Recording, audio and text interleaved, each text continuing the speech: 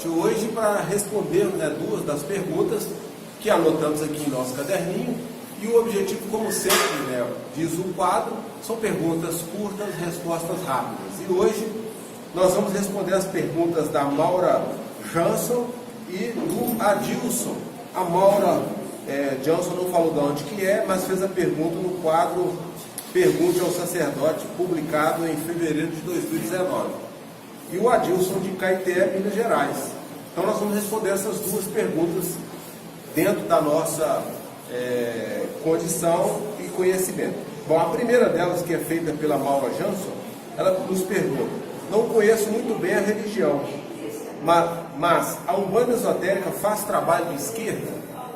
Bom, é uma pergunta, penso eu, que bastante ampla, mas nós vamos talvez tentar interpretar aqui a sua pergunta, o seu pensamento. Quando você nos pergunta se a Umbanda Esotérica faz trabalho de esquerda, imagino que você deve estar se referindo aos Exus. Embora esse não seja um conceito muito comum, né, para nós na Umbanda Esotérica, trabalho de esquerda é um jargão, né, muito utilizado pelos nossos irmãos da Umbanda Popular. No nosso caso, nós trabalhamos com os Exus, sim, só que numa outra configuração, de uma outra forma. Aliás, né, quando nós falamos de Exus, nós falamos dos senhores Esseios, os executores da magia, da justiça e da execução. Então, a conotação de esquerda nossa tem a ver com o suporte que é dado, né, à criança, o caboclo pai velho, como um dos trabalhadores da Quimbanda. Então a Umbanda trabalha em perfeita sintonia com a Quimbanda. Então Quimbanda para nós é a banda dos Exus. E automaticamente, sendo a banda dos Exus, nós não a interpretamos como banda da esquerda, mas sim um complemento da própria Umbanda Esotérica. Então, Umbanda e Quimbanda, para nós, umbandistas esotéricos, trabalham em perfeita sintonia. E aí explico: criança, caboclo, pai velho, todos eles têm, né, auxiliando-nos, né, um Exu, que faz o papel, né, daquele espírito que vai em busca das informações, que movimenta as energias para dar caminho às coisas, como o Senhor mesmo, o executor da magia, da justiça e da ação. No caso aqui, imagino que quando você diz se nós fazemos trabalho de esquerda, na nossa concepção esotérica, os trabalhos de esquerda, né, praticados pelos Exus são esses, de assessorar os guias, né, a criança, o caboclo e o pai velho. No nosso caso, no Alvaiá, né, esses guias se apresentam sempre no final da gira. Então vem a criança, vem o caboclo, vem o pai velho, a gente encerra com os Exus guardiões. Dentro da mística, né, esotérica de Umbanda, dentro do misticismo ritualístico nosso, nós temos os Exus como os senhores das energias vivas e o detentor, né, direcionador dessas energias. E no ciclo da vida, se a criança representa a infância, o caboclo a juventude, o pai velho a senilidade, o Exu é exatamente o espírito que representa aquele período morte, né? Ou seja, acabou-se, encerrou-se o ciclo orgânico, entra uma pós-vida, que é uma vida astral ou espiritual, que tem muito a ver com o trabalho executado por Exu. Então, os trabalhos de esquerda, geralmente, como você talvez queira dizer, sejam esses que os Exus executam nos seus dias a dias, quando se apresentam nas ritualísticas de Umbanda. E trabalho de esquerda para nós é sempre aquele trabalho que não tem uma conotação negativa, mas sim positiva, ou seja, de ajustar as coisas. Então, as três palavras, né, ação, justiça e execução, que é muito comum ao Exu, dentro da sua magia, ele coloca as energias em movimento. Então não se permite energia estagnada. E dentro desse propósito, dentro dessa magia, o Exu vai direcionando as coisas. Então esse seria o trabalho de esquerda. Aquilo que às vezes não se consegue, né, pela sapiência da criança, do caboclo, do pai velho, quase sempre é conseguido pela ação do Exu guardião. E para nós, né, são valorosos trabalhadores da Quimbanda. Isso não quer dizer que eles são da esquerda, no sentido genérico, como é adotado aí por outras vertentes da Umbanda. Então, o Maura Jansson, eu espero que eu tenha respondido, tá, a sua pergunta, embora você fez a sua pergunta lá no mesmo quadro, né, Pergunte ao Sacerdote pelo YouTube, mas você, se quiser fazer outras perguntas, pode direcionar o contato pelo nosso site, que a gente estará respondendo da mesma forma. Assim agradecemos então a sua pergunta. A outra pergunta é do Adilson de Caeté, Minas Gerais. Pertinho de nós aqui. Pouco mais de, talvez, 40 ou 50 quilômetros. Ele pergunta: Marechitano, você em seus vídeos diz que o AUEA já funciona há mais de 19 anos. Qual foi o seu maior desafio ou fato curioso pelo qual tenha passado? Uma pergunta muito inteligente. E para mim, eu me sinto muito à vontade, né, para responder.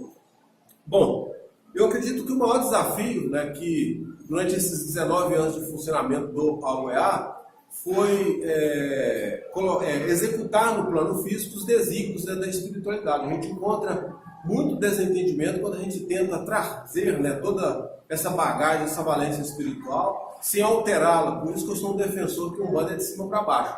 Esse, eu acredito que sempre foi o maior desafio.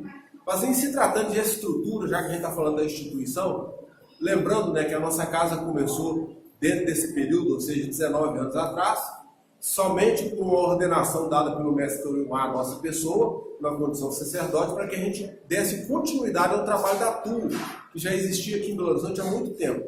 E quando ele nos passou esse legado, o grupo, na época 34 pessoas, rompeu, né, a metade do grupo resolveu me acompanhar, a outra metade não. E aí nós ficamos com alguns poucos pertences do antigo terreno e tínhamos que tocar pelas ordens de direito de trabalho que nos foram dadas a Umbanda conforme o mestre Torumá havia nos designado.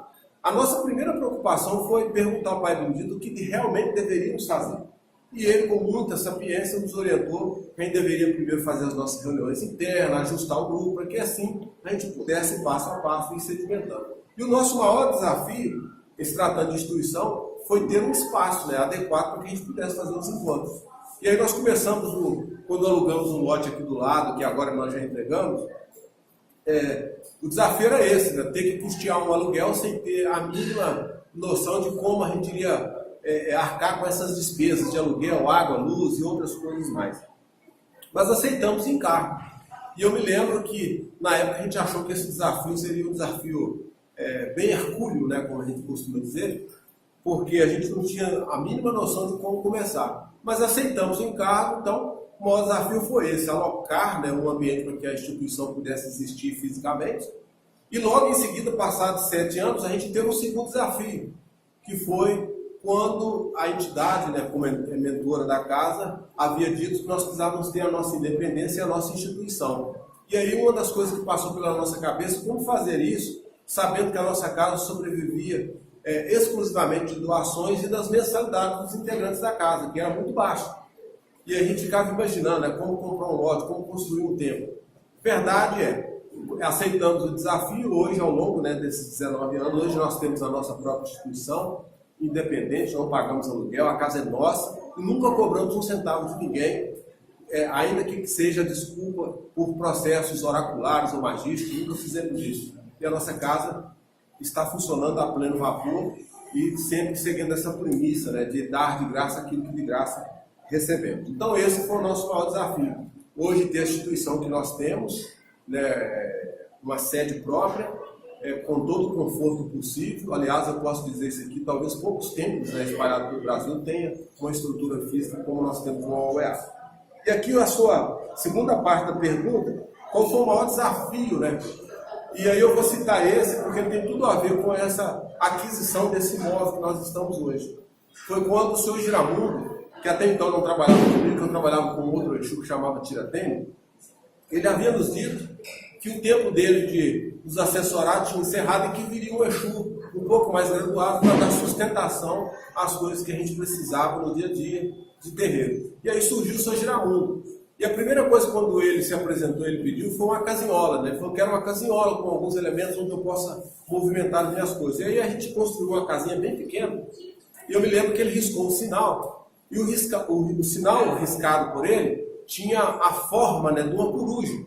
E ele falou que nós teríamos prova dessa ordenança, né, dessas ordens de direito de trabalho que ele estava nos passando. E o aspecto curioso foi exatamente esse, que quando ele riscou o sinal, automaticamente, eu não sei o que ele fez, mas desceu, né, junto ao terreiro, junto a nós, uma família de corujas, né? Acho que era um casal adulto com 2 filhotes, e eles ficaram andando no nosso meio. A gente achou isso muito curioso, porque o sinal era um sinal de uma coruja. E ele, no final do rito, ele ainda foi mais longe, dizendo que aquilo seria o sentinela, né? A apresentação desses seres seria os sentinelas da casa. E assim foi feito. E a gente acompanhou, durante o período que nós estivemos aqui do lado, do lote que era alugado, enquanto existia essa casinhola, essas corujas moravam no templo. E de vez em quando, à noite, se apresentavam. Então esse foi um caso muito curioso. E uma das coisas, quando ele confirmou o sinal, ele disse, né, que dentro de pouco tempo, já que a gente funcionava do lote que era alugado, a gente estaria comprando esse lote aqui onde está erguido, né, a instituição hoje. E isso foi realizado ao longo aí do tempo. Então, isso veio a confirmar quase que como um vaticínio de algo que ele tinha riscado nesse aspecto curioso, falado nos sentinelas que são as corujas e automaticamente da aquisição desse lote. Bom, eu poderia contar aqui outros fatos curiosos que aconteceram ao longo desse tempo, mas o tempo não nos vai ser possível. Mas eu queria registrar aqui esses dois episódios que são muito importantes para o histórico, né, do OEA, e eu acredito, já que você me deu a oportunidade de responder, o Adilson de Caetés, aqui de Minas Gerais, a chance de poder entrar, né, por esses aspectos. Então, são esses. Então, o maior desafio foi a construção da instituição, da sede, que é essa que nós estamos hoje, e o fato curioso foi esse, do Exu incorporado em mim, riscar um sinal que tinha uma forma de uma coruja e dizer porque esses sentinelas estariam chegando e estariam confirmando as horas de trabalho dele. Isso tudo aconteceu e nós somos muito gratos, né, por esses dois fatos ocorridos ao longo desses 19 anos. É isso. Eu espero que tenha, de alguma forma, podido responder aí a sua pergunta, o Adilson, aqui de Caetés, né, que é nosso vizinho, de uma forma bem educada. No mais, agradeço mais uma vez a oportunidade desse diálogo aí através das redes virtuais, desejando mais uma vez a todos vocês luz na mente, paz no coração, nos vemos em breve.